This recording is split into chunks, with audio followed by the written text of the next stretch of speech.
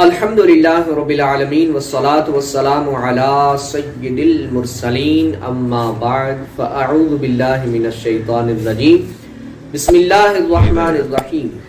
آج کا جو عمل ہے وظیفہ ہے بہت انٹرسٹنگ، بہت کمال کا، بہت پر اثر ہے۔ بعض اوقات انسان کے دل میں کوئی حاجت اور مراد اور تمنا ہوتی ہے اور اس کی خواہش ہوتی ہے کہ میرا یہ کام ہو جائے، میری یہ مراد پوری ہو جائے، میری یہ آرزو پوری ہو جائے، تو وہ یہ عمل کرے انشاءاللہ عز و جل۔ اس عمل کی برکت سے اس کی جائز تمنا مراد پوری ہو جائے گی۔ عمل بھی قرآن پاک سے کرنا ہے۔ وضو کر کے تین بار درود پاک پڑھیں اول آخر، اور اس کے بعد سورہ الرحمن 7 مرتبہ پڑھیں۔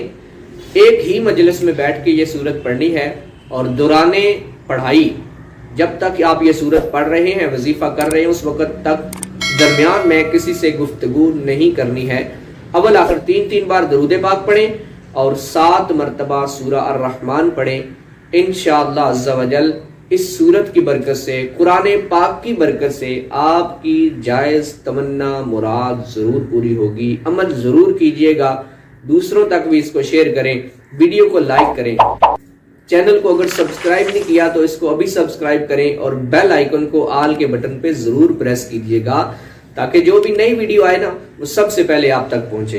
نیکسٹ ویڈیو میں انشاءاللہ پھر ملیں گے، تب تک کے لیے اللہ حافظ۔